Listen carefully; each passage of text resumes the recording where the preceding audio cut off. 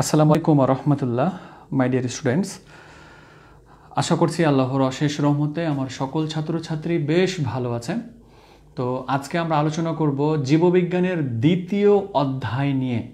তো জীববিজ্ঞানের দ্বিতীয় অধ্যায় কিন্তু প্রায় সকল স্টুডেন্টের কাছেই একটা কঠিন অধ্যায় বলে বিবেচিত, বাট এই অধ্যায়কে আসলে কঠিন লাগার পেছনে বেশ কিছু কারণ আছে।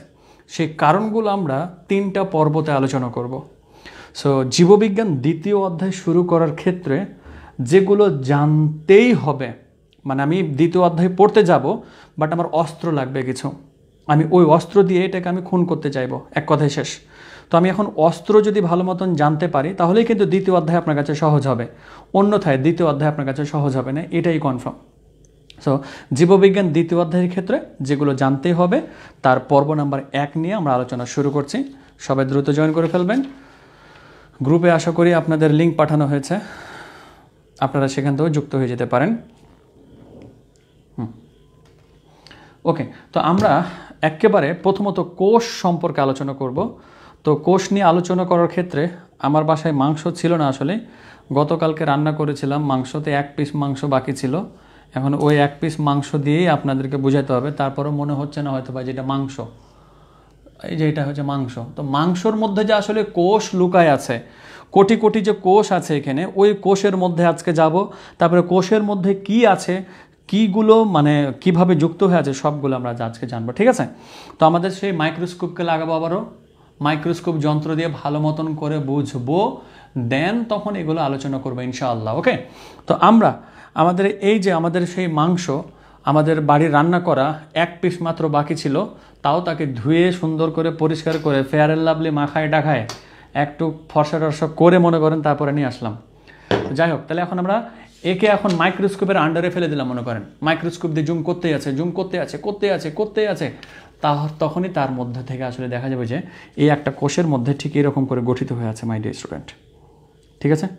তো লক্ষ্য রাখেন, একটা কোষের মধ্যে কিন্তু অনেক ধরনের এরকম কোষ থাকে, মানে এটা কিন্তু কোষ বলবো না আমরা, প্রথমত মাংসপিণ্ড। তো মাংসপিণ্ডর মধ্যে আপনার বেশ কিছু ধরনের কি থাকে, আপনার বেশ কিছু আকৃতির কোষ থাকে। তাহলে এটা মাংসপিণ্ড। তাহলে এই যে এগুলো এক একটা হচ্ছে যে কোষ, যেমন একটু আগে আপনারা পরমাণু জেনে আসলেন না, একটু আগে তো পরমাণু জেনে আসলেন, ঠিক একই রকমভাবে আপনার এই যে এগুলো হচ্ছে এক একটা কোষ। তবে আমাদের প্রাণী কোষগুলো স্পেশালি কী হয়, একটু গোল টাইপেরই হয়। তো আমি আপনাদের বিভিন্ন রকমের দিয়েছি কেন, তখন আমাদের বিভিন্ন জায়গাতে বিভিন্ন ধরনের কোষ রয়েছে। একটু পার্থক্যটা বলি, যেমন আমাদের এই ত্বকগুলো একরকম, এগুলো আরেক রকম, তাই না? তাই এখানে এক ধরনের কোষ রয়েছে, এখানে আরেক ধরনের কোষ রয়েছে। আপনি আমাদের মুখের চামড়ার কথা যদি চিন্তা করতে যান, সেখানে আরও ডিফারেন্ট ধরনের কী রয়েছে, কোষ রয়েছে। তো এই যে কোষের ভিন্নতা রয়েছে, ভিন্নতা থাকার কারণেই কিন্তু আসলে কোষগুলো ভিন্ন ভিন্ন রকম দেখতে হয়, আসলে কথা বুঝতে পারছেন? তাহলে আমরা কী করবো এখন, যেহেতু বেশিরভাগ প্রাণী কোষগুলো হচ্ছে একটু গোল টাইপের, তা আমরা এটাকে জুম করে আমাদের এরকম কোষ দেখতে পাইলাম। কিন্তু এখন কথা হচ্ছে যে একটু কথা বলে রাখা ভালো, আগে কথা বলিনি, তারপরে তখন অন্য কিছু হবে। এগুলোকে এক একটাকে আমরা কি বলবো, কোষ বলবো। আর সবগুলোকে যদি একসাথে বলি তাহলে বলবো টিস্যু বা কলা। তবে আপনি ভাবি ফেললেন না যে এখানে আমাদের কলা আছে। আপনি এখন ওই যে সকালে এখন নাস্তা খাওয়ার জন্য একেবারে বলবেন যে আম্মু কাটিয়ে দিলাম আমি এখান থেকে কলা বাইর হবে। আমার টিচারে বলেছিল যে কোষ মানে কিন্তু অনেকগুলো কোষ এক জায়গাতে হলে কলা হবে, দ্যাট মিনস এখান থেকে কলা বাইর হবে। আপনি আবার ওই দিকে যান না, কিন্তু কথা বুঝতে পারছেন? তো এখন সকালে নাস্তা খাওয়ার জন্য ওই কলা কিন্তু সেই কলা নয়, মানে এটা হচ্ছে নাম টিস্যু বা কলা, ঠিক আছে? আমি একটা ছোট্ট কথা বলি, আমি যখন ছোট ছিলাম, ধরুন আমাদের ওখানে একটা কলেজ ছিল, হ্যাঁ? তো কলেজে গিয়েছিলাম আমি। তো কলেজে যাওয়ার সময় আমি দেখলাম যে একটা কলেজে লেখা আছে কলা বিভাগ। আমি ভাবলাম যে ব্যাপার কী রে ভাই, এখানে কেন কলা লেখা থাকবে, কলা বিভাগ কেন লেখা থাকবে, কলেজের মধ্যে কেন কলা বিভাগ লেখা থাকবে? হ্যাঁ, আমি এই জিনিসটা অনেকবার বোঝার চেষ্টা করলাম যে না, আসলে কলা মানে এখানে কি বোঝাচ্ছে। তো আসলে কলা মানে আসলে বুঝলাম যে পরবর্তীতে যখন একটু বড় হলাম, 9-10-এ উঠলাম, আর এই কলা মানে তো ওই কলা না যে কলা আমি আসলে ভেবেছি। কলা মানে হচ্ছে যে টিস্যু, মানে আবার এই টিস্যু ওই টিস্যু নয় যেটা দিয়ে মুখ মুছবো আমরা, কথা বুঝতে পারছেন? এটা নাম শুধুমাত্র টিস্যু বা কলা, কথা বুঝতে পারছেন? তো আমরা তাহলে অনেকগুলো কোষ যখন একসাথে যুক্ত হবে তখন তাকে আমরা কি বলবো, টিস্যু বা কলা বলবো। আপনি যদি এরকম করে চিন্তা করেন যে 4টাকে আপনি কি বলবেন একসাথে, তাও টিস্যু। 2টাকে একসাথে কি বলবেন, তাও টিস্যু। মোট কথা দুইটা যদি ন্যূনতম হয় তাহলে টিস্যু বলতে পারবেন। চারটা বা চারের অধিক এটা সেটা হলে তো মনে করেন যারা অবশ্যই টিস্যু বলতে পারবেন। তাহলে টিস্যু বা কলা মূলত হলো যে কি অনেকগুলো কোষের সমন্বয়। তাহলে এখন আপনি বলেন এটা টিস্যু নাকি কলা? এই যে আমার মাংসপিণ্ডটা, এখন এটা টিস্যু নাকি কলা নাকি এখন কোষ, কোনটা হবে বলেন? টিস্যু নাকি কলা নাকি কোষ, কোনটা হবে বলেন? ও আচ্ছা, আমার গল্প শুনে সবাই হাসতেছেন না, কিন্তু এটা বাস্তব কথা, আসলে সত্যি বললাম আপনাদেরকে।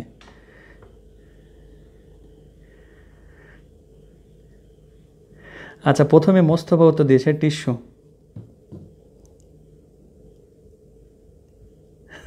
আচ্ছা, মুনতাহা রিম বলেছে টিস্যু, তারপরে হচ্ছে ইমু পাখি বলেছে যে কোষ টিস্যু, পল্লব টিস্যু বলেছে, কেয়া বলেছে যে কলা বিভাগ, না সরি হুমায়রা, তারপরে কে বলেছে টিস্যু, ড্রিমলেস লাইফ, তানিয়া বলেছে টিস্যু। আচ্ছা, সবাই টিস্যু বলেছে, সবাইকে থ্যাংক ইউ সো মাচ। অবশ্যই টিস্যু বা কলা হবে এটা। তাহলে আমরা একটা জাদু শিখে গেলাম আজকে। কি জাদু? যে মাংসকে আমরা কী বানিয়ে দিতে পারলাম? টিস্যু বা কলা বানিয়ে দিতে পারলাম। আর এইটা দিয়ে আবার মুখ মোছামুছি শুরু করে নেই, এই স্যার বলেছিল এটা টিস্যু, তাহলে এটা দিয়ে আবার টিস্যু মানে মুখ মোছামুছি করা যাবে না, এটা মানে যে কলা আবার এটাও বলা যাবে না। কথা বুঝছেন? আপনি যে এখন বন রুটি নিয়ে আসবেন মনে করেন বাজার থেকে, বলবেন যে এখন আমার স্যার বুঝে বলে দিয়েছিল যে টিস্যু কলা, টিস্যু খাবারও খাবো আবার মুখও মুছে ফেলবো না, তাহলে ওই ধরনের কথা এখানে না। তাহলে আমরা অনেকগুলো যখন একসাথে কোষ হবে তখনই আমরা তাদেরকে কি বলতে পারবো? টিস্যু বা কলা বলতে পারবো। এক একটা হচ্ছে এগুলো কোষ, এক একটা হচ্ছে যে কোষ। এবার এখন বিজ্ঞানীদের মাথায় প্রশ্ন আসলো, এই কোষ, এই শোনো শোনো শোনো, তোমার ভেতরে কি আছে এটা তো আমাদেরকে জানতে হবে। পরমাণু জানলাম, তোমাকে জানবো না, এটা তো ঠিক না। তো তোমার মধ্যে এখন আমরা প্রবেশ করব। তো আমরা এখন চলে গেলাম একটা যে কোনো কোষের মধ্যে। এবার আমাদের ওই কোষের মধ্যে বড় করে একেবারে টানতে টানতে জুম করতে করতে করতে করতে একবারে বিজ্ঞানীরা একেবারে ফাইনালভাবে যে চিত্র পাইল, এটা কিন্তু অতটা ভালো হয় নাই। আঁকতে শিখাবো আমি কীভাবে আঁকতে হবে। তো যে কোনো একটা কোষকে মাইক্রোস্কোপ যন্ত্র দিয়ে আমরা ফেলবো, আমাদের মানে এটা চিত্র হবে একটা প্রাণী টিস্যু, নট উদ্ভিদ, এটা প্রাণী টিস্যু। তো প্রাণী টিস্যুটা আমার ছাত্রছাত্রীরা কীভাবে আঁকবে সেটা একটু আমি আপনাদেরকে বলি। আমি আঁকতে খুবই কম পারি, তারপরেও যতটুকু পারি চেষ্টা করব। আজ জায়গা নেই আবার, এখন পৃষ্ঠাও তো শেষ হয়ে গেছে মনে হচ্ছে পাশেরগুলা। আচ্ছা, জায়গা একটা পাওয়া গেছে। দেখেন কীভাবে আঁকতে হবে।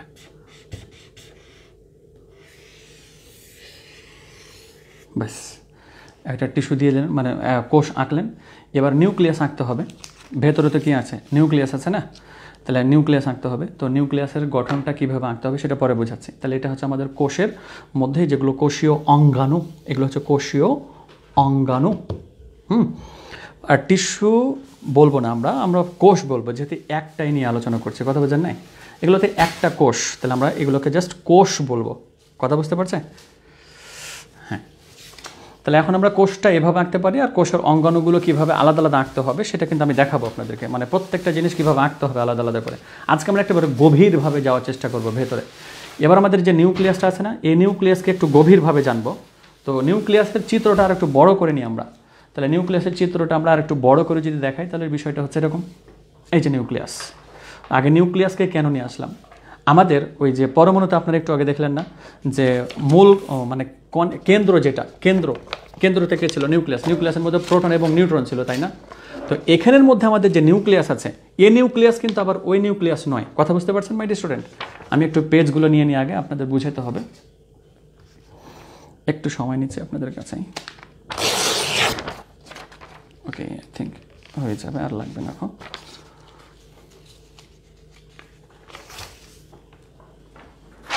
ওকে,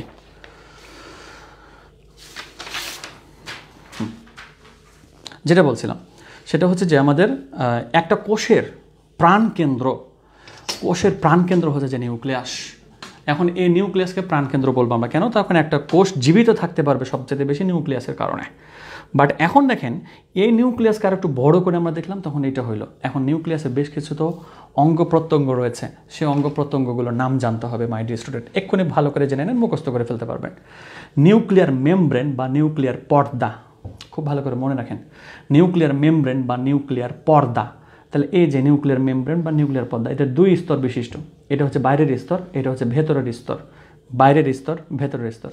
আমি একটু লিখে দিই, এটা অনেকজনই বলে যে নিউক্লিয়াস মেমব্রেন। না না না না, নিউক্লিয়ার, এটা ক্লিয়ার শ্যাম্পু মনে রাখবেন, নিউক্লিয়ার, একবার nuclear shampoo, nuclear membrane, membrane, nuclear membrane বা নিউক্লিয়ার পর্দাও বলা যাবে। হ্যাঁ, তারপরে দেখেন এই যে, তাহলে নিউক্লিয়ার মেমব্রেন কাকে বলা হবে? নিউক্লিয়াসকে ঘিরে আমাদের যে প্রাচীর বা পর্দা রয়েছে সেটাই হচ্ছে যে নিউক্লিয়ার মেমব্রেন। নিউক্লিয়াসকে ঘিরে যে আবরণ রয়েছে সেটাও বলতে পারবেন আপনি নিউক্লিয়ার মেমব্রেন। এবার নিউক্লিয়াসের বেশ কিছু জায়গায় কি রয়েছে একটু লক্ষ্য রাখুন তো, কিছু ছিদ্র রয়েছে, তাই না? এই ছিদ্রগুলোকে বলা হয়ে থাকে আমাদের নিউক্লিয়ার রন্ধ্র। নিউক্লিয়ার, দেখেন, নিউক্লিয়ার, নিউক্লিয়ার রন্ধ্র, রন্ধ্র মানে হচ্ছে ফুটো, ঠিক আছে? তাহলে নিউক্লিয়াসের চারপাশে যে আবরণ বা পর্দা থাকে তাকে বলা হবে নিউক্লিয়ার মেমব্রেন। আর নিউক্লিয়ার রন্ধ্র হচ্ছে কি, নিউক্লিয়াসের চারপাশে কিছু ছিদ্র লক্ষ্য করা যায়। হ্যাঁ, তাহলে এগুলোকে বলা হয় নিউক্লিয়ার রন্ধ্র, ঠিক আছে? এবার কোষের প্রাণকেন্দ্রকে বলা হয় নিউক্লিয়াস, কিন্তু নিউক্লিয়াসের আবার প্রাণকেন্দ্র আছে একটা, সেটার নাম হচ্ছে নিউক্লিওলাস। একটু নামটা ভালো করে বুঝবেন, এটাকে আমরা কি বলছি দেখেন, নিউক্লিওলাস, নট নিউক্লিয়াস, নিউক্লিওলাস, ঠিক আছে? দেখেন এই অধ্যায়ের পড়া মানে 12 অধ্যায়ে আপনাকে খুব ভালো মতন বুঝতে পারবেন, 12 অধ্যায়ে খুব ভালো করে ক্লিয়ার করতে পারবেন, ঠিক আছে? তাহলে এখন নিউক্লিওলাস গেল। এবার এর যে আসলে আমরা ক্লিয়ার করব যে এখন এর মধ্যে কিছু থকথকে জেলির ন্যায় বসতে থাকে। আরে জেলিও আছে এর মধ্যে, চিন্তা করা যায়, সকালের নাস্তা আমাদের মধ্যেই আছে, তাহলে এরকম অবস্থা, জেলি আছে, কলা আছে, টিস্যু আছে। তাহলে এই যে নিউক্লিয়াসের ভেতরে থকথকে জেলির ন্যায় বস্তু থাকে, তখন তাদেরকে বলা হয়ে থাকে নিউক্লিওপ্লাজম। এগুলো আমরা এই যে ফোটা ফোটা ছোটো ছোটো দাগ দিয়ে বোঝাই, ফোটা ফোটা, নিউক্লিওপ্লাজম, এটার নাম হচ্ছে নিউক্লিওপ্লাজম। আজকে কিন্তু অনেক প্রশ্ন করবো আপনাদেরকে, অনেক প্রশ্ন করব, নিউক্লিওপ্লাজম বলা হবে। তারপরে নিউক্লিওলাস থেকে সৃষ্ট কতগুলো সুতোর মতো প্যাঁচানো অংশ দেখা যাচ্ছে, তাই না? এই সুতোর মতো প্যাঁচানো অংশগুলোকে বলা হবে ক্রোমাটিন তন্তু বা ক্রোমাটিন জালিকা বা নিউক্লিয়ার জালিকা, সবগুলো বলতে পারি আমরা। ক্রোমাটিন তন্তুই লিখলাম আগে আমি, আমার এটা নোটস করা আছে সবগুলো, আমি আপনাদেরকে দিয়ে দেব। ক্রোমাটিন তন্তু বা ক্রোমাটিন জালিকা বা আপনার নিউক্লিয়ার জালিকা। তাহলে একটা নিউক্লিয়াসের সর্বমোট 5টা অংশ থাকে, সেটা আপনারা মনে রাখতে পারবেন। কথা বুঝতে পারছেন? আর নিউক্লিয়ার রেটিকুলামও বলা যায় এটাকে, না এটাকে নিউক্লিয়ার রেটিকুলাম বলা যায় না,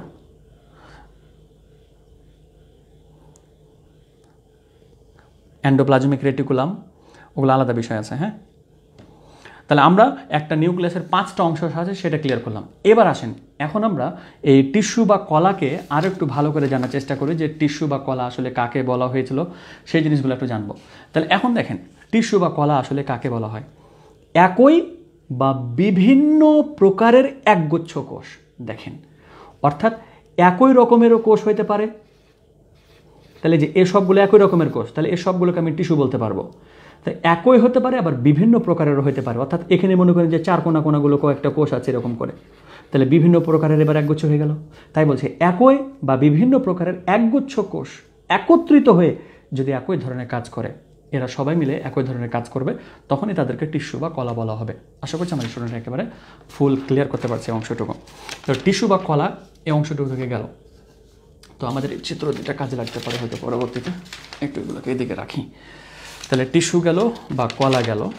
এখন আমাদেরকে জানতে হবে যে আসলে ওই কোষ কাকে বলা হয়। জীবদেহের গঠন এবং কাজের এককে কোষ বলে, এটা আমরা ছোটোকাল থেকে একেবারে মানে পড়ে আছি। হ্যাঁ, অবশ্যই নো প্রবলেম, এটাও বলতে পারি আমরা, জীবদেহের গঠন এবং কাজের এককটাকে কোষ বলে। কেন? তখন আমাদের মধ্যে যদি আসলে কঙ্কাল না থাকতো, আর ওই কঙ্কালের উপরে যদি আপনার ওই মাংস না লেগে থাকতো, তাহলে কি আমরা দেখতে ভালো লাগতাম না? শুধুমাত্র যদি কঙ্কাল হেঁটে বেড়াইতো মনে করেন, তাহলে কি দেখে ভালো লাগতো? ভালো লাগতো না। তাহলে জীব দেহটাকে একটা গঠন দেয় কি, ওর উপরে মাংস বসে, তাই না? আর ওই মাংস কি দিয়ে তৈরি? কোষ দিয়ে তৈরি। তাই বলা হচ্ছে জীব দেহের একটা কি করেছে, গঠন দিয়েছে। আর বেশিরভাগ কাজ করে থাকে আসলে আমাদের ওই কোষ। তাই বলছে জীব দেহের গঠন এবং কাজের একককেই কি বলে? কোষ বলে। এটাই আমাদেরকে এখান থেকে আলোচনা জানতে হবে। তাহলে কোষ কাকে বলে? জীবদেহের গঠন এবং কাজের এককে কোষ বলে। বাট কোষ সম্পর্কে বেশ কিছু ধারণা আপনাদেরকে রাখতে হবে। বা কোষ নিয়ে কিছু তথ্য, এই তথ্যটুকু একেবারে এখনই মাথার মধ্যে ক্লিন করে রাখেন, আমি আপনাদেরকে ক্লিয়ার করতে পারবো আশা করছি। অ্যান্ড পরবর্তীতে প্রশ্ন করবো এখান থেকে, একটু ভালো করে মনে রাখবেন। মানব দেহে প্রায় 37 লক্ষ কোটি কোষ রয়েছে। সুবহানাল্লাহ। আমাদের দেহতে, মানে একজন পূর্ণাঙ্গ মানুষের দেহতে 37 লক্ষ কোটি, নট 1 কোটি, নয় 2 কোটি, নয় 3 কোটি, নয় 100 কোটি, নয় 200 কোটি, নয় 300 কোটি, 37 লক্ষ কোটি কোষ রয়েছে। অর্থাৎ এই যে আপনার দেহতে, পুরো দেহতে এই যে ছোট ছোট করে যে কোষ দেখালাম না, এই যে ছোট ছোট করে কোষ দেখালাম না, সম্পূর্ণ আপনার দেহতে 37 লক্ষ কোটি কোষ রয়েছে। তবে সবার দেহতে সমান থাকে না, এই কারণে লেখা হয়ে থাকে প্রায় আমাদের 37 লক্ষ কোটি কোষ রয়েছে। এবার মানব দেহে কয়েকশো ধরনের কোষ রয়েছে। ওই যে কয়েকশো ধরনের কেন, এখানের কোষগুলো একরকম, এই কারণে এটা দেখতে এরকম, এখানের কোষগুলো আরেক রকম, এই কারণে দেখতে এরকম, পায়ের নিচের আপনার কোষগুলো আরেক রকম, এই কারণে অনেক শক্ত, তাই না? তাই বলা হচ্ছে যে মানব দেহে প্রায় কয়েক শত ধরনের কোষ রয়েছে। এবার কোষ হলে জীবিত একক, অবশ্যই জীবিত, কোষ কিন্তু মৃত নয়। মৃত হয়ে গেলে সেই জিনিসটা আর জীবিত থাকতে পারে। যেমন আমরা বলতে পারি এখন এই যে এটা হচ্ছে মৃত কোষ, তখন এটা কিছু করতে পারবে না, আর এটা কিন্তু মৃত কোষ, তখন রান্না বান্না করে তার অবস্থা কাহিল করে ফেলা হয়েছে, ঠিক আছে? তাহলে কোষ হলে জীবিত একক, কোষ কিন্তু জীবন থাকে তার, মানে সে মরতে পারে, মরে যায়। তারপরে বলছেন একটি কোষের আদর্শ আকার কত? 10 মাইক্রোমিটার। একটি কোষের আদর্শ আকার, ওই যে ছোট্ট করে কোষ দেখালাম, বললাম না, ওর আকার হচ্ছে দেখি আপনার 10 মাইক্রোমিটার। আর একটা কোষের আদর্শ ভর যেটা, সেটা হচ্ছে 1 ন্যানোগ্রাম।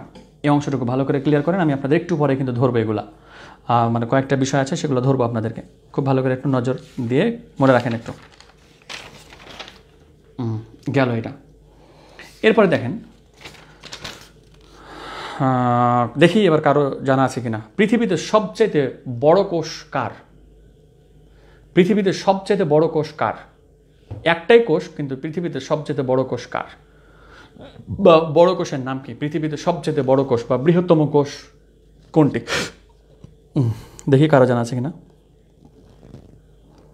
ইমু পাখি বলেছে যে তিমি। আচ্ছা, মুনতাহা বলেছে যে উট পাখি। আপন বলেছে যে ডিম। তারপরে কেয়া বলেছে যে উট পাখির ডিম। এ আমার আগের ক্লাস করেছে, এর উত্তর নেওয়া যাবে না।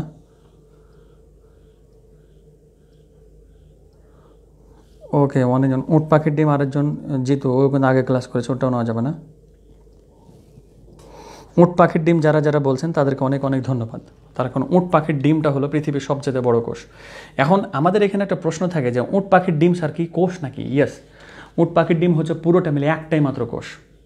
মানে উট পাখির ডিমটা, আপনি যদি এখন মুরগির ডিমও চিন্তা করেন, মুরগির ডিমটা কিন্তু একটাই কোষ, সম্পূর্ণটা মিলে একটা কোষ, ঠিক আছে? তো দেখেন, বৃহত্তম কোষ হলো যে উট পাখির ডিম। এবার একটি ডিমে একটি মাত্র কোষ থাকে।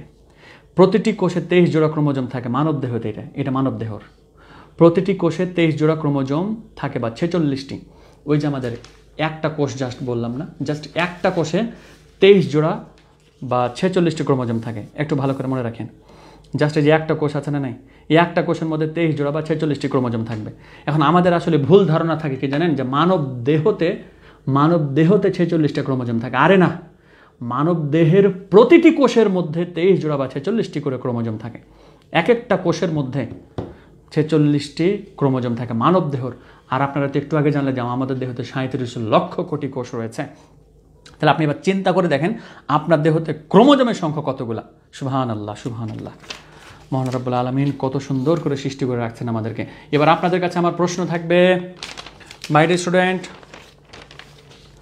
একটি আদর্শ কোষের ভর কত? একটি আদর্শ কোষের ভর কত? আপনারা আমাকে উত্তর দেবেন প্লিজ। একটা আদর্শ কোষের ভর কত? একটা আদর্শ কোষের ভর কত? মনসুর বলেছে 1 ন্যানোগ্রাম। ইমতিয়াজ বলেছে যে 10। বয়সভেদে কোষের সংখ্যা পরিবর্তন হয়, হ্যাঁ। তারপরে মুনতাহা বলেছে 1 ন্যানোগ্রাম, জিতু বলেছে 1 ন্যানোগ্রাম, মুস্তাকিম 10 ন্যানোমিটার। না, আমরা তো জাস্ট চেয়েছি, আদর্শ ভর চেয়েছি। ও আচ্ছা, ভুল লেখা বলতে ওই যে আমাদের দেহতে যেটা বলতে চাচ্ছিলেন সেটা, আচ্ছা হতে পারে ওটা। দীপ্ত মির্জা, পার্থ নাকি প্রিয়ন্ত চক্রবর্তী 1 ন্যানোগ্রাম, যারা 1 ন্যানোগ্রাম দিয়েছেন রনি দেবী প্রিন্স, তারপরে হচ্ছে যে রাহাত আহমেদ, তারপরে রাফি, তারপরে হচ্ছে জান্নাতুল মাওয়া, সেজুতি, তারপরে হচ্ছে যে আপনার মিনহাজুল আবেদিন, শিকদার, কেয়া, নাদিয়া। আচ্ছা, সবাই তো উত্তর দিয়েছে, সবাইকে অনেক অনেক ধন্যবাদ। হ্যাঁ, একটা আদর্শ কোষের ভর হলো 1 nanogram. Thank you so much সবাইকে। ওকে, আলহামদুলিল্লাহ, সবাই ভালো করে বুঝতে পারছে। এখন এই দুইটা, আমি এখন তিনটা জিনিস যেটা বুঝাবো, এই দ্বিতীয় অধ্যায়ে কিন্তু বেশ বেশ বেশি কিছু জায়গাতে রয়েছে। প্রোটোপ্লাজম, তারপরে হচ্ছে যে সাইটোপ্লাজম, অ্যান্ড আরেকটা হচ্ছে নিউক্লিওপ্লাজম। এই তিনটা জিনিস খুব ভালো করে বুঝবেন। প্রোটোপ্লাজম, ভালো করে বুঝবেন। একটা কোষের কোষ পর্দার ভেতরে ভ্যাকিউম বাদে সমগ্র অংশকে বলা হয়ে থাকে আমাদের প্রোটোপ্লাজম। দেখেন, খুব ভালো করে বুঝবেন, এটা একটা কোষ। ভ্যাকিউম মানে শূন্য স্থান, ভ্যাকিউম মানে শূন্য স্থান। এই শূন্য স্থানগুলো বাদ দিয়ে যা কিছু থাকলো না, এই সমগ্র অংশটাকে বলতে পারবেন আপনি প্রোটোপ্লাজম।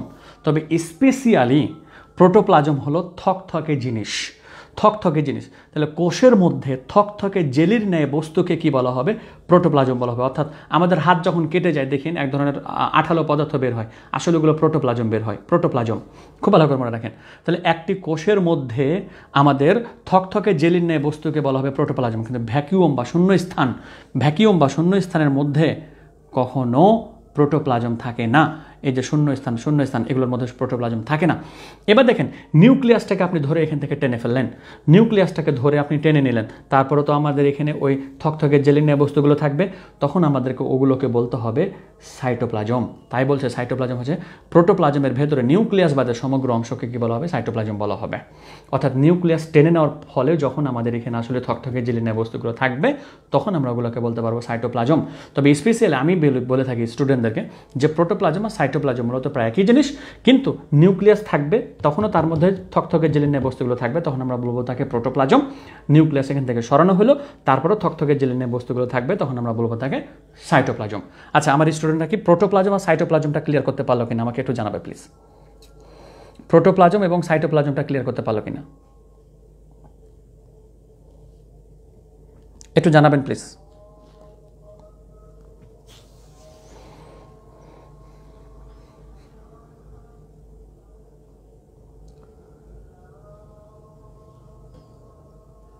আচ্ছা, বেশিরভাগই আচ্ছা বুঝে নেই, অনেকজনই বলতে যাচ্ছে। হ্যাঁ, আর একটু বুঝুন। আচ্ছা, সমস্যা নেই, ওকে ওকে। তাহলে আমাদের এটা একটা কোষ ছিল, কোষের মধ্যে থকথকে জেলির ন্যায় বস্তু থাকে, তো এগুলো হচ্ছে শূন্যস্থান, শূন্যস্থান, শূন্যস্থান, শূন্যস্থান এগুলো থাকে না। তো সম্পূর্ণ কোষের মধ্যে থকথকে জেলির মতো, যেগুলো আমরা জেলি খাই, অরেঞ্জ জেলি, ওই রকম জেলির মতো বস্তু থাকে, তখন সেগুলোকে বলা হবে প্রোটোপ্লাজম, প্রোটোপ্লাজম। এখন মনে করেন নিউক্লিয়াস এখান থেকে বাইর করে নেওয়া হলো, তারপরও তো থকথকে জেলির ন্যায় বস্তুগুলো থাকবে, তখন সেগুলোকে আমরা প্রোটোপ্লাজম না বলে সাইটোপ্লাজম বলি।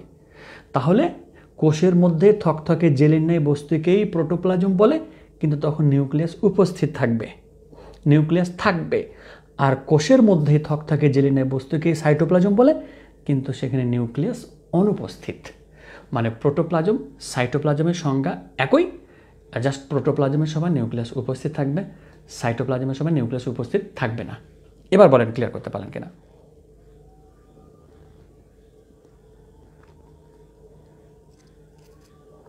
এবার বলেন একটু ক্লিয়ার করতে পারলেন কিনা?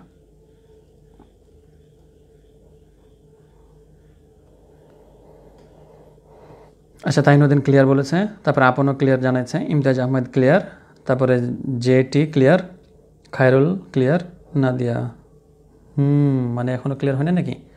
Nancy clear. আচ্ছা, শিকদার বলছে যে yes sir. Mushfiqur Rahman Sahu, vacuum কি স্যার? আচ্ছা, ভ্যাকিউম মানে শূন্য স্থান, মানে কোষের মধ্যে কিছু কিছু শূন্য স্থান থাকবে, গহ্বর আমরা বলি না, যেমন উদ্ভিদ কোষের গহ্বরটা অনেক বড় হয়, আর প্রাণী কোষে কোষ গহ্বর থাকে না বললেই চলে। আপনাদেরকে দেখাই একটু, এই যে দেখেন, উদ্ভিদ কোষে কোষ গহ্বর, এই যে ভ্যাকিউম এটা বলা হয়। প্রাণী কোষে থাকে কিন্তু হালকা হালকা ছোটো ছোটো একেবারে। হ্যাঁ, উদ্ভিদ কোষের কোষ গহ্বরটা অনেক বড় হয়, কিন্তু প্রাণী কোষের কোষ গহ্বর নাই বললেই চলে। তো যেটা হলো গহ্বর, সেটা হলো ভ্যাকিউম বা সেটা হচ্ছে শূন্য স্থান। তাহলে প্রোটোপ্লাজম গেল, সাইটোপ্লাজম গেল। এখন আমরা একটু আগে বলেছিলাম যে নিউক্লিওপ্লাজম, নিউক্লিওপ্লাজম কিন্তু সেটা কোথায় ছিল? নিউক্লিয়াসের ভেতরে যখন থকথকে জেলি নিয়ে বস্তু চিন্তা করবেন, নিউক্লিয়াসের ভেতরে যখন থকথকে জেলি নিয়ে বস্তুটাকে চিন্তা করবেন, আমি আবারও বলছি, নিউক্লিয়াসের ভেতরে যখন থকথকে জেলি নিয়ে বস্তুগুলোকে চিন্তা করবেন, তখন তাকে বলা হবে নিউক্লিওপ্লাজম। তাহলে যখন আমরা প্রোটোপ্লাজম দেখব, তখন নিউক্লিয়াস উপস্থিত, থকথকে জেলি নাই। সাইটোপ্লাজম, নিউক্লিয়াস অনুপস্থিত। কিন্তু নিউক্লিওপ্লাজম হলো নিউক্লিয়াসের ভেতরেই থকথকে জেলি নেয় বস্তুগুলা। এবার এর তিনটা জিনিস আমার স্টুডেন্টরা ক্লিয়ার করতে পারলো কি না আমাকে একটু প্লিজ জানাবেন। তখন এই তিনটা জিনিস আপনার এই দ্বিতীয় অধ্যায়ে কতবার যে আছে আসলে আপনাদেরকে বলে বোঝানো যাবে না। এই তিনটা জিনিসই ছেলেমেয়েরা একটু বুঝতে কম পারে, তাই আপনাদেরকে আগে এই তিনটা জিনিস খাওয়াই দিলাম। আগে আপনারা ভিটামিন সি খান, তাহলে আশা করি ভিটামিন সি এর বদলে আপনাদের যে জিনিসগুলো সমস্যা হয় সেগুলো সমস্যা হবে না ইনশাআল্লাহ। ওকে, সবাই তো ক্লিয়ারই জানাচ্ছে। নুসরাত, রাহাত আহমেদ, জান্নাতুল মাওয়াক্কেয়া, মিনহাজুল আবেদিন, জিতু, আফিফা, তারপর হচ্ছে আফিফা, নাদিয়া, তাই ওকে, আলহামদুলিল্লাহ, সবাইকে অনেক ধন্যবাদ। যাক, সবার তাহলে ক্লিয়ার হয়েছে। ওকে, তাহলে আমাদের এই অংশটুকু গেল। তাহলে আমাদের ওই নিউক্লিয়াসের কয়েকটা অংশ ছিল, সেগুলো তো ক্লিয়ার করলাম।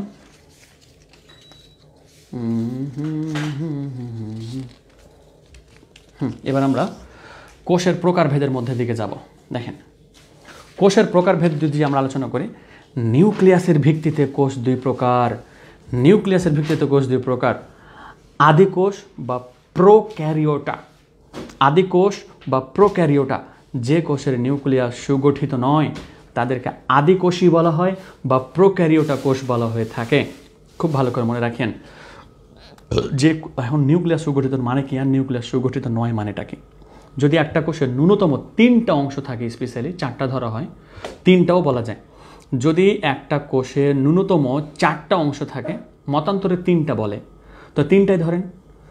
যদি একটা নিউক্লিয়াসের ন্যূনতম 3টা অংশ থাকে, যেমন নিউক্লিয়ার মেমব্রেন, নিউক্লিয়ার রন্ধ্র, নিউক্লিয়াস, ক্রোমাটিন তন্ত্র আর ওই প্লাজম, নিউক্লিয়ার প্লাজম, এই 5টার মধ্যে থেকে যদি 3টা থাকে, তাহলে তাকে আপনি কি বলতে পারবেন? আদর্শ নিউক্লিয়াস বলতে পারবেন। তবে 4টা হলে সবচেয়ে ভালো। যেমন আমাদের 4টা নয়, 5টাই রয়েছে। তাহলে আমাদের একেবারে নিউক্লিয়াসটা সুগঠিত। দ্যাট মিনস নিউক্লিয়াসের ভিত্তিতেই তো আসলে দুই ধরনের কোষ হবে, একটা হচ্ছে আদিকোষ বা প্রোক্যারিওটা। কথা বুঝতে পারছেন? তাহলে যে কোষের নিউক্লিয়াস সুগঠিত নয় তাদেরকে বলা হয়ে থাকে আদিকোষ। তাহলে প্রকৃত কোষ কী হবে? যে কোষের নিউক্লিয়াস সুগঠিত তাদের কি প্রকৃত কোষ বলা হয়ে থাকে। প্রকৃত কোষের অপর নাম যেটা, সেটা হচ্ছে ইউক্যারিওটা। যাহাই প্রকৃত কোষ তাহাই হচ্ছে ইউক্যারিওটা। যে কোষের নিউক্লিয়াস সুগঠিত তাদেরকে বলা হয়ে থাকে প্রকৃত কোষ। না বোন, ক্যামেরা তো ঝাপসা না, আমার এখানে আরেকটা আছে মোবাইল, আমি আরেকটাতে দেখতেছি যে কোনো জায়গাতে সমস্যা হচ্ছে কি না। ক্যামেরা একেবারে ঠিক আছে, আপনি একটু কেটে তারপর বেরিয়ে যান। তাহলে নিউক্লিয়াসের ভিত্তিতে কোষ দুই প্রকার, আদিকোষ এবং প্রকৃত কোষ।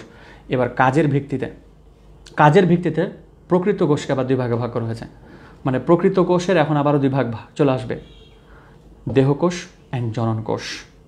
দেহ গঠনে যে কোষ অংশগ্রহণ করে তাকে দেহকোষ বলা হয়, আর জনন গঠনে যে কোষ অংশগ্রহণ করে তাকে জনন কোষ বলা হয়। দেহ গঠনে যে কোষ অংশগ্রহণ করে তাকে দেহকোষ। অর্থাৎ আমরা যখন আসলে ছোট ছিলাম, বাচ্চা ছিলাম, তখন আমাদের দেহতে যতগুলো কোষ ছিল, এখন কি অনেক বড় হয়ে গেছি এবং কোষ বেড়ে গেছে না? তাহলে আসলে এই যে দেহকোষগুলো কি হয়েছে, বৃদ্ধি পেয়েছে। তাই দেহ গঠনে যে কোষ অংশগ্রহণ করেছিল তাকে বলা হবে দেহকোষ। আর জনন কোষ কোথায়? মায়ের পেটে যখন আমরা জনন শুরু হয়, জন্মগ্রহণটা শুরু হয়, তখন সেটা হলো জনন কোষ। সেটা আপনারা অবশ্যই এইখানের ক্ষেত্রে আপনার 3য় অধ্যায়ে আপনারা জেনেছিলেন, 3য় অধ্যায়ে আলোচনা ছিল এগুলো। হ্যাঁ, তো জনন গঠনে যে কোষ অংশগ্রহণ করে তাকে জনন কোষ বলা হয়। হ্যাঁ স্যার, নোট লাগবে অবশ্যই দেব। আর আটকে যাদের যাচ্ছে তারা একবার ক্লাস থেকে বের হবেন, আবারও প্রবেশ করবেন, ঠিক হয়ে যাবে। আপনাদের ওখানে ইন্টারনেট কানেকশন সমস্যা হওয়ার কারণেই এই জিনিসটা হচ্ছে। তো এবার আমরা ওই নিউক্লিয়াসের কাছে যাব আবার। তখন নিউক্লিয়াস থেকে বেশ কিছু জিনিস আপনাদের আবার জানার আছে। এই যে নিউক্লিয়াসের এই যে ক্রোমাটিন তন্তু আছে না, তবে এখান থেকে আপনাদের তো অবশ্যই প্রশ্ন করে ফেলতে হবে আগে, প্রকৃত কোষের অপর নাম কি? প্রকৃত কোষের অপর নাম কি?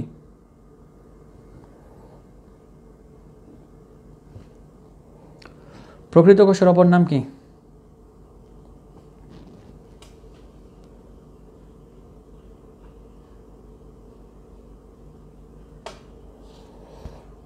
কেয়া বলেছে ইউক্যারিওটা, তারপরে হচ্ছে মোস্তফা বলেছে প্রোক্যারিওটা, আফিফা বলেছে যে দেহকোষ। না না না না, তারপরে তাই নদী সুকেন্দ্রিক কোষ, হ্যাঁ ওটাও বলা যাবে।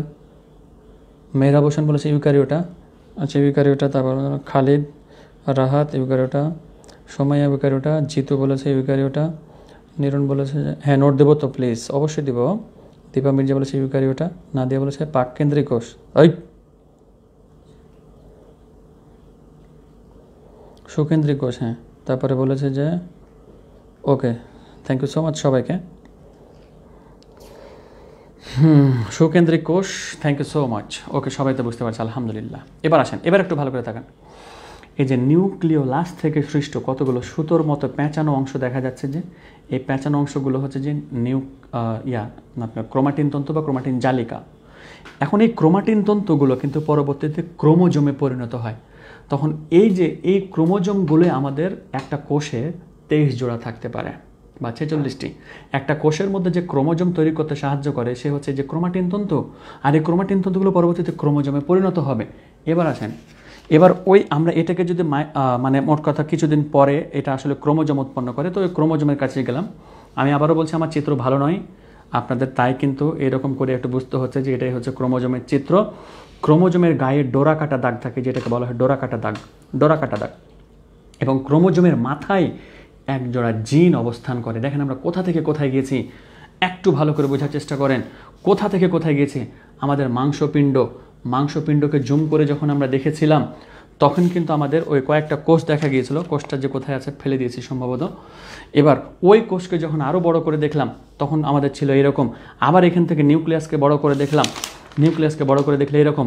এখন এই যে ক্রোমাটিন তন্তু, এই ক্রোমাটিন তন্তুকে যখন আরও ভালো করে দেখা হবে তখনই আমরা আমাদের এই ক্রোমোজোমকে দেখতে পাবো। আর ক্রোমোজোমের গায়ে একজোড়া জিন থাকে এবং জিনগুলোকে কি বলা হয় সেটা নিয়ে পরে আছে।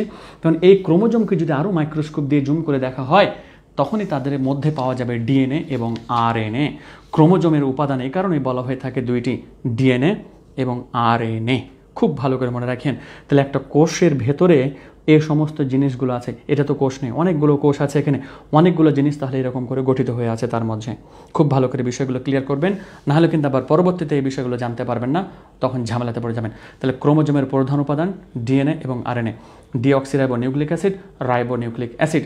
এখন কথা হলো যে আমাদের এই ক্রোমোজোমের গায়ে যে একজোড়া জিন থাকে, এই জিনগুলো কি হয়, মাতা পিতার বৈশিষ্ট্যগুলো সন্তান সন্ততির মধ্যে সঞ্চারিত করে এবং এই জিনগুলো পরিবর্তিত হয়। কিভাবে পরিবর্তিত হয় আপনাদেরকে এক উদাহরণ দিই। যেমন দেখেন, আমাদের এই জিনগুলো আসলে বেশ কিছু কাজ করে। যেমন আপনার কথাবার্তা কেমন হবে, অর্থাৎ আপনি কি বেশি রাগী হবেন নাকি আপনার মনে করেন যে নর্মাল থাকবেন, অথবা মনে করেন যে আপনার চুল কেমন হবে, দাঁত কেমন হবে, নাক কেমন হবে, এই জিনগুলো আসলে বহন করে নিয়ে আসে। তো এই জিনগুলো পরিবর্তিত হতে পারে। বর্তমান বিজ্ঞান এই জিনিসটা আবিষ্কার করতে সক্ষম হয়েছে যে মানুষের মধ্যে এই জিনগুলো পরিবর্তন হয় কিভাবে। যেমন দেখেন, ছোটোকালে একটা ছেলে বা একটা মেয়ে অনেক বেশি রাগান্বিত হয়, বাট বড় হলে আস্তে আস্তে সেটা ঠিক হয়, তাই না? মস্তিষ্ক তো এটা জিনিসটা নিয়ন্ত্রণ করে, বাট আপনার জিন তো থাকতে হবে ভেতরে। ওই জিনের কারণে আপনার আসলেই বহন করে নিয়ে আসছে যে এখন রাগটা কমবে। মানে সে যখন বুঝতে শিখে যে না আসলে পৃথিবীতে টিকে থাকলে রাগ করলে হবে না, পৃথিবীতে টিকে থাকতে হলে অবশ্যই আমাকে ভালো মতন চলতে হবে। ওই যে ওই মস্তিষ্ক ওই জিনিসটা চলছে না, ওই মস্তিষ্কের জিনিসগুলো তখন কোষে সঞ্চারিত হয়, কোষ থেকে সরাসরি জিনে সঞ্চারিত হয়। মানে ওই জিন অবশ্যই আপনাকে ভালো কাজে তখন কি করবে, সঞ্চারিত করবে। এবার একটু লক্ষ্য রাখেন, এখন যদি মনে করেন যে বাবা সিগারেট খাইতো, সন্তান সিগারেট খায় না, মনে করেন সন্তান সিগারেট খায় না, তাহলে তার মধ্যে জিনগুলো ঠিক ওভাবে গঠিত হবে। হ্যাঁ, বর্তমানে এভাবে আবিষ্কার করা হয়েছে, একদম এভাবেই আবিষ্কার হয়েছে। অর্থাৎ বাবা সিগারেট খাইতো, সন্তান সিগারেট খায় না। এখন সন্তান যদি আবারও সিগারেট খাওয়া শুরু করে তাহলে তার ব্রেন ওই রকম করে কি করবে, মানে আপনার ধরবে সব কিছু। এবার ওই ব্রেন এই জিনগুলোর মধ্যেও ঠিক একই রকমভাবে পাচার করবে জিনিস, যে হ্যাঁ এই জিনগুলো তখন কিন্তু সিগারেট খাওয়ার প্রতি প্রবণতা যে ছিল তার বাবার, তার মধ্যে আসলে এইগুলো বৈশিষ্ট্য বহন করবে। প্রত্যেক ধরনের বৈশিষ্ট্য, বাবা মায়ের বৈশিষ্ট্য, এই কারণে চারিত্রিক বৈশিষ্ট্যগুলো যে জিন বহন করে নিয়ে আসে না। আবার এই জিন ওই জিন জিনিস না, এই জিন আবার রাতের জিন ভূত না, এগুলা এই জিন হচ্ছে যে কি জাস্ট নাম। কথা বুঝতে পারছেন? এটা কিন্তু বর্গী জয় বফলা দীর্ঘি দন্তন্য নয়। হ্যাঁ হ্যাঁ, তো যাই হোক, তাহলে এখন এই যে জিন, সারি একটা ক্রোমোজোমের মাথায় যে আমাদের কি থাকে, এই যে জিন থাকে, এই জিনটার একটাকে আরেকটার মানে একটিকে অপরটির অ্যালিল বলা হয়। অ্যালিল আমি বানানটা একটু লিখে দিই, তাহলে বুঝতে পারবেন। আমাদের ধরেন এটা হচ্ছে এ জিন, এটা হচ্ছে বি জিন, তাহলে এ কে বলা হবে বি এর অ্যালিল, আর বি কে বলা হবে এ এর অ্যালিল। আর এই জিন জায়গা, জিন জোড়াটা যে জায়গাতে অবস্থান করছে না, সেই জায়গাটাকে বলা হবে লোকাস। যে জায়গাটাতে অবস্থান করছে সেই জায়গাটাকে বলা হবে লোকাস। আমার এগুলো লেখা আছে সঙ্গে, আমি আপনাদেরকে একটু দেখাই। এই যে দেখেন, অ্যালিল কাকে বলা হবে?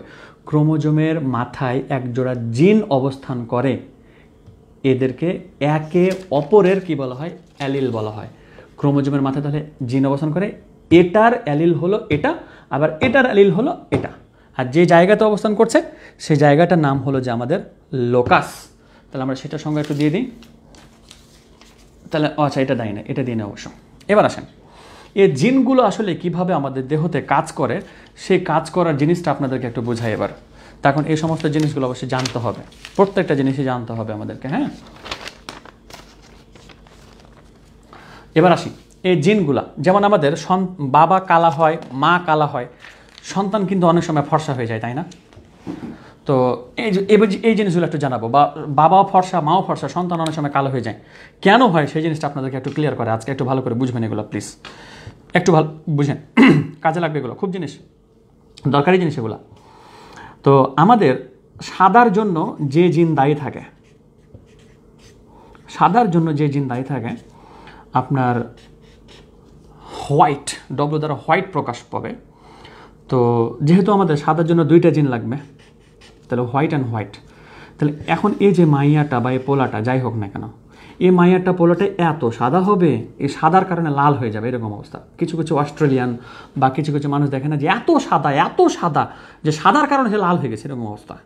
মানে এটা হেব্বি সাদা একেবারে, এটা মনে রাখেন এইভাবে যে হেব্বি সাদা। কথা বুঝতে পারছেন? এবার আসেন একই রকমভাবে সাদা ঠিকই থাকবে, একটু ভালো করে বোঝেন, একটু ভালো করে বোঝার চেষ্টা করবেন।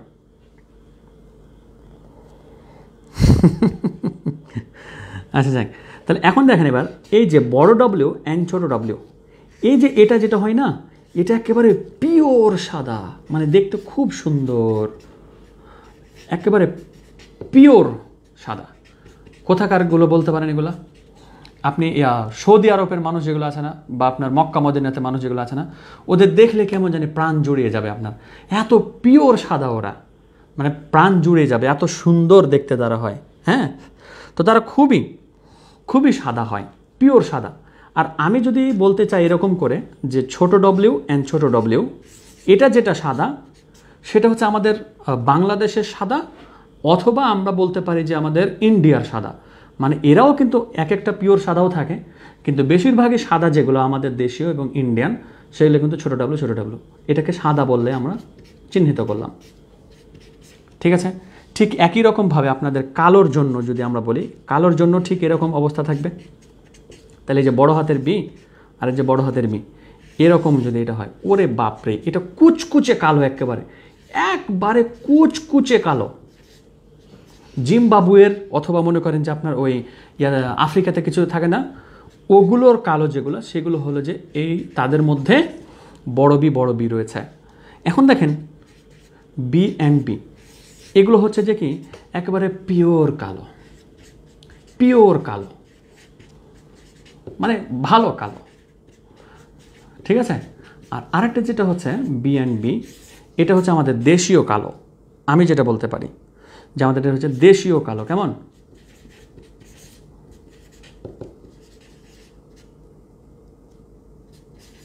দেশীয় কালো। হ্যাঁ, যাই হোক, কালো জগতের আলো, এটা আমি অবশ্যই মানি। কিন্তু আবার সবাই কিন্তু আবার সত্য কথা বলতে কি জানেন, কালো ঘড়ি পছন্দ করে, কালো চুল পছন্দ করে, কালো তিল পছন্দ করে, কালো আপনার সবই পছন্দ করে, কালো শার্ট পছন্দ করে, কালো জুতা পছন্দ করে, কিন্তু বউ কালা হলে হবে না নাকি বলে।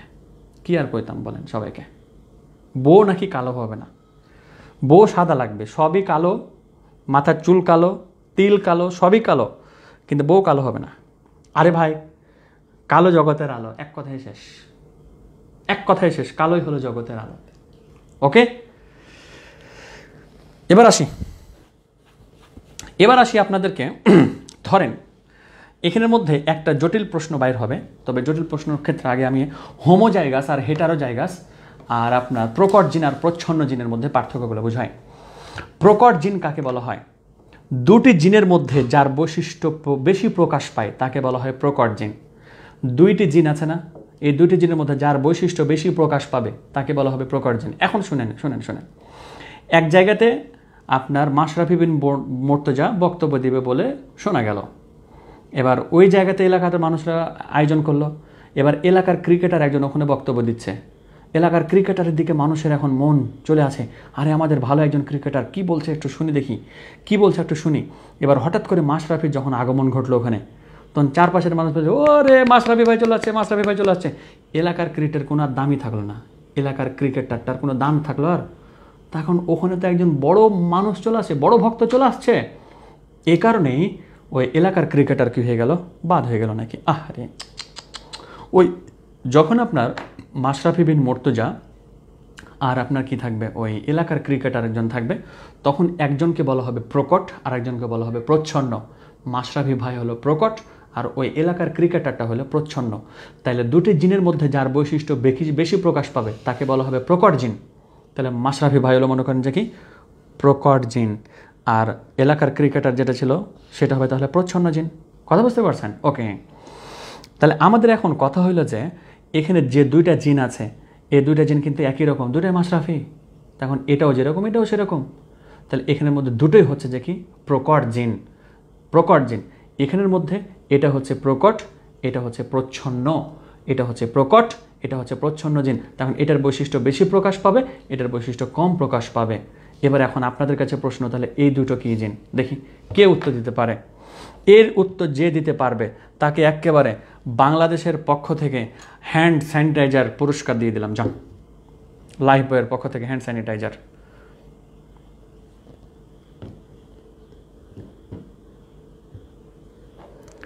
কে আর উত্তর বলেছে যে প্রকট, জান্নাতুল মা বলেছে যে প্রচ্ছন্ন, মনসুর বলেছে যে প্রচ্ছন্ন, মেহরাব বলেছে যে প্রচ্ছন্ন, জুবাইর বলেছে যে প্রকট, স্বামী বলেছে যে প্রচ্ছন্ন, আফিফা বলেছে যে প্রচ্ছন্ন।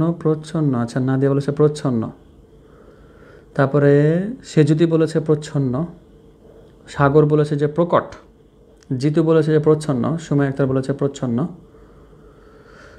তারপরে মাহিদুল বলেছে প্রকট, মেহরাব হোসেন আবার প্রচ্ছন্ন জানিয়েছে, তারপরে মিনহাজুল আবেদিন বলেছে প্রচ্ছন্ন, আহমেদ আকিব বলেছে প্রচ্ছন্ন, নীরব প্রচ্ছন্ন, আসাদুজ্জামান প্রচ্ছন্ন, নাজমুল হাসান সেতু প্রচ্ছন্ন। আচ্ছা যাক, সবাই প্রচ্ছন্ন বলছে বেশিরভাগ, বাট প্রকট কয়েকজনই বলেছে। তো প্রকট যারা যারা বলেছেন তাদেরটা হলো সঠিক, বাট যারা যারা আসলে বলেছেন তারা আমার আগের ব্যাচ করেছেন আসলে, এই কারণে আপনারা বলতে পারছেন। সো আপনাদের উত্তর গ্রহণীয় নয়। তো দেখেন, আমরা বলেছিলাম দুটি জিনের মধ্যে যাদের বৈশিষ্ট্য প্রকাশ বেশি পাবে তারা হলো প্রকট। এখন এই দুটোর মধ্যে, আরে দুটাই তো এলাকারই সন্তান, তাহলে এরও বৈশিষ্ট্য যতটুকু প্রকাশ পাবে এরও বৈশিষ্ট্য ততটুকুই প্রকাশ পাবে। মাশরাফি ভাই তো না এখানে, তাহলে আপনি একটা প্রকট আর একটা প্রচ্ছন্ন কেন বলতে যাবেন? তাহলে এটাও প্রকট এটাও প্রকট, দুটোই প্রকট এখানে। তাহলে এখানের মধ্যে এটা হচ্ছে যে কি আমাদের প্রকট, এটাও প্রকট, প্রকট প্রচ্ছন্ন, তাহলে এটা প্রকট প্রকট। এবার প্রকট জিন গেল, প্রচ্ছন্ন জিন গেল। এবার হোমোজাইগাস আর হেটারোজাইগাস, হোমোজাইগাস আর হেটারোজাইগাস ভালো করে লক্ষ্য রাখবেন। হোমোজাইগাস জিন আর হেটারোজাইগাস জিন। তো হোমোজাইগাস হচ্ছে যে কি জিন জোড়া যদি একই প্রকৃতির হয় তাহলে হোমোজাইগাস হবে, আর জিন জোড়া যদি ভিন্ন প্রকৃতির হয় তাহলে তাদেরকে হেটারোজাইগাস বলা হবে। তাহলে একটু আমরা পার্থক্যটা দেখে আগে, হোমোজাইগাস আর হেটারোজাইগাসটা আসলে কী জিনিস আসেন। তাহলে এ দুটো হলো কি একই রকম, তাহলে এ দুটোকে আমরা কি বলবো? একসাথে বলতে হবে হোমোজাইগাস জিন, একসাথে বলতে হবে হোমোজাইগাস জিন। তাহলে এখানের ক্ষেত্রে এটাকে আমরা হেটারোজাইগাস বলবো। কেন? দুটো ভিন্ন। এটা কি হবে তাহলে বলেন? এটা কি হবে তাহলে বলেন? এটা কি হবে বলেন?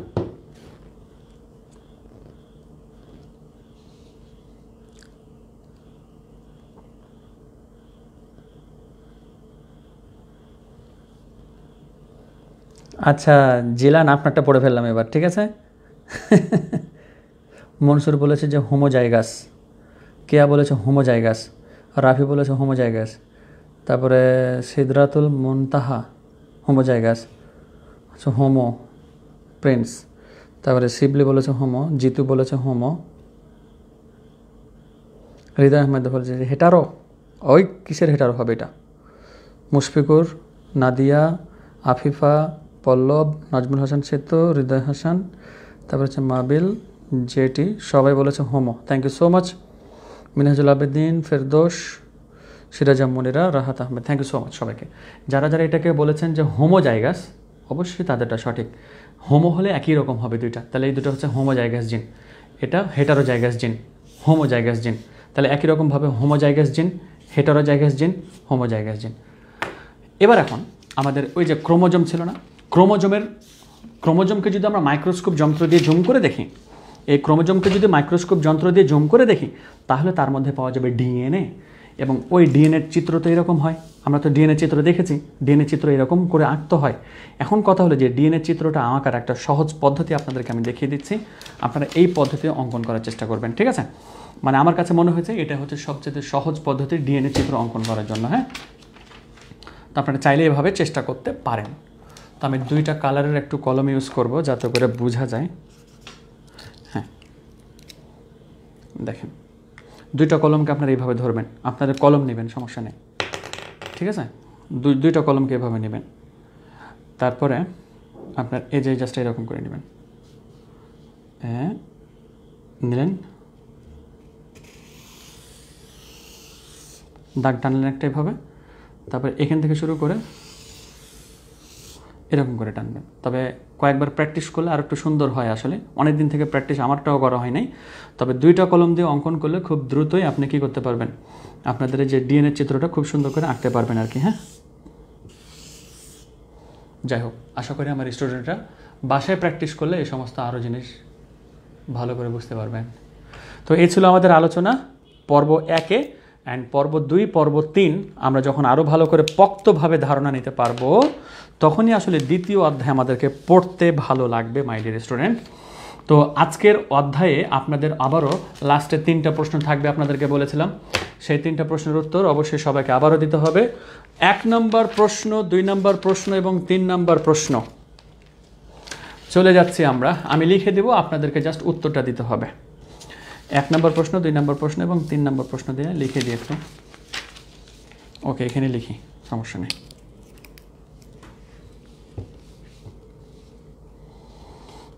এক নম্বর,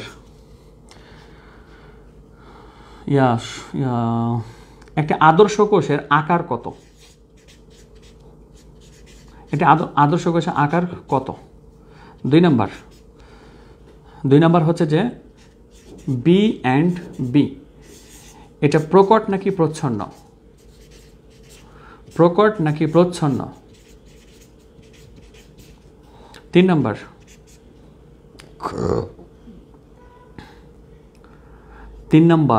নম্বরে লিখব যে এটা বি অ্যান্ড বি, এটা আপনার হোমোজাইগাস নাকি হেটারোজাইগাস? হোমো নাকি হেটারো? হোমো নাকি হেটারো? একটা আদর্শ কোষের আকার কত, তারপরে এটা প্রকট নাকি প্রচ্ছন্ন, এটা হোমোজাইগাস নাকি হেটারোজাইগাস? খুব ভালো করে ক্লিয়ার করবেন।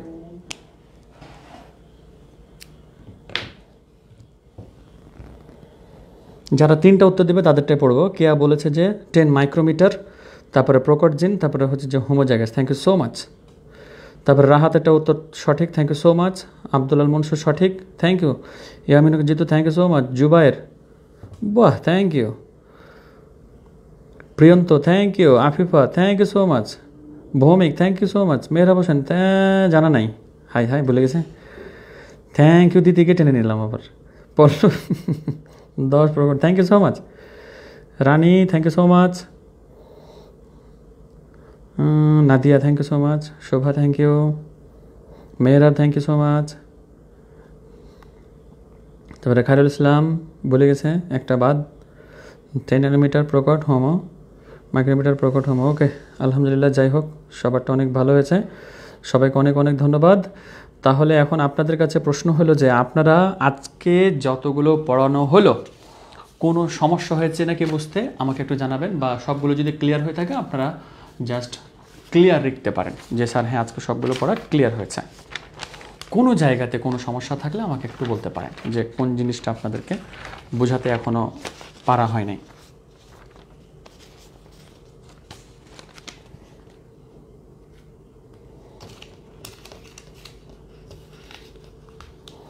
ওকে, সবাই তো ক্লিয়ারই জানাচ্ছে।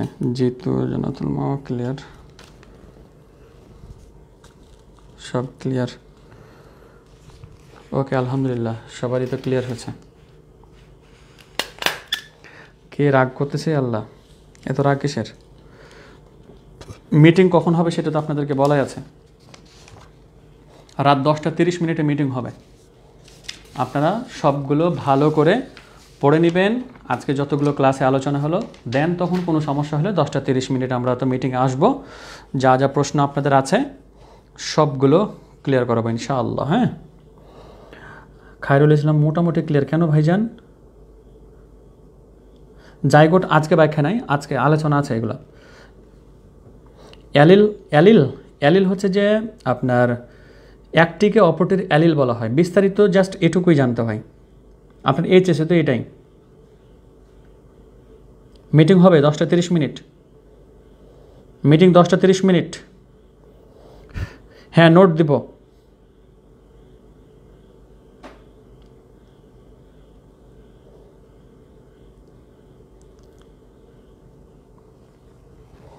হোমোজাইগাস আর হেটারোজাইগাস যদি একই রকম হয় তাহলে হোমো, অর্থাৎ বড় ডাব্লু হোমো। তারপরে মনে করেন যে ভিন্ন প্রকৃতি হলে, মানে বড় ডাব্লু ছোটো ডাব্লু, তাহলে হেটারো। হ্যাঁ, হোমওয়ার্ক আপনাদের আমি বলে দিচ্ছি একটু পরে। আপনাদের যা কিছু পড়াবো সুন্দর করে নোটস করতে হবে আপনাদেরকে। পড়াশোনা একদম ঠিকঠাক করে করবেন। যা কিছু পড়াবো আপনাদেরকে সুন্দর করে নোট করবেন, নিজের মতো করে নোট করবেন। ঠিক আছে? সবাইকে অসংখ্য ধন্যবাদ। আল্লাহ হাফেজ। আসসালামু আলাইকুম।